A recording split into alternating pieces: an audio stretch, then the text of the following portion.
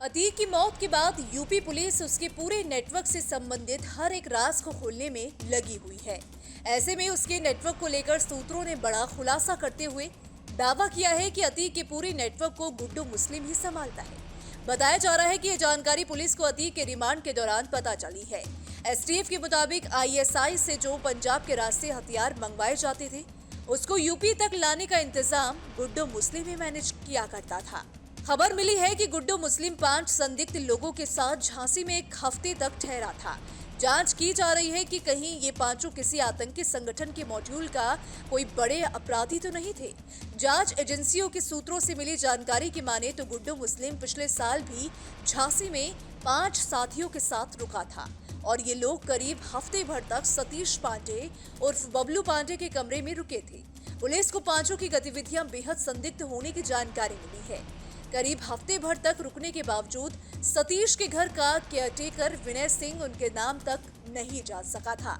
विनय जब कमरे में खाना लेकर या किसी अन्य काम से आता, चारों आपस में बातचीत बंद कर देते थे। रात को उनका एक साथी बाहर ही सोता था।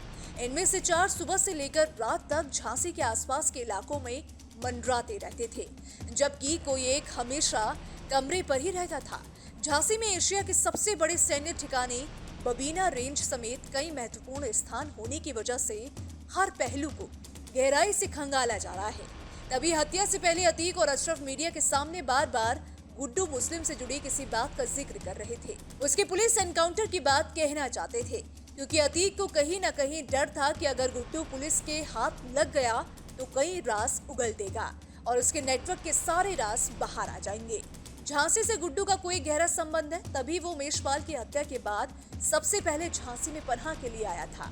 झांसी पहुंच के वो सतीश के कमरे पर गया और बबलू को बुलाने लगा। जब केयरटेकर बाहर आया तो उसने गुड्डू को सतीश से फोन पर ही बात कर लेने को कहा। सतीश ने उसी कमरे पर रोकने के लिए कहा। सूत्रों की माने तो उसके पास एक बैग जिसमें कुछ अहम चीजें थी, तभी वो उस बैग को हमेशा अपने सिर के नीचे लगाकर ही सोता था। अतीक और अशरफ की हत्या के बाद प्रयागराज के शाहगंज थाने में दर्ज मुकदमे में अतीक के आईएसआई और पंजाब के असला तस्करों का जिक्र किया गया। एफआईआर के मुताबिक अतीक ने अपने बयान में कहा कि हत्यारों को पंजाब में ड्रोन से गिराने के बाद आईएसआई से जुड़ा व्यक्ति एकत्र कर कश्मीर में लश्कर-ए-तैयबा, खालिस्तानी अलगाववादी संगठनों और मुझे भेजता है। मुझे 455 बोर की पिस्तल, AK-47, स्टेन गन और RDX उपलब्ध करा चुका है। इन संगठनों के लोग मेरे यहाँ आते जाते थे। उनकी आपसी बातचीत से मुझे पता चला था कि वो देश में कोई बड़ी घटना अंजाम देना चाहते थे। इसके अलावा आपको बता दें कि पुलिस लगातार अतीक के करीबियों की तलाश कर रही है। उसकी पत्नी शाइस्ता परवीन की भी तेजी से तलाश की जा रही है। सुपुर्द-ए-खाक के दौरान भी अफवाह उड़ी थी कि अतीक पत्नी वहां आई थी, लेकिन ऐसा नहीं हुआ। वो सरेंडर करने की बात कह चुकी है, पर अभी तक केवल पुलिस की आंखों में धूल झोंक रही है।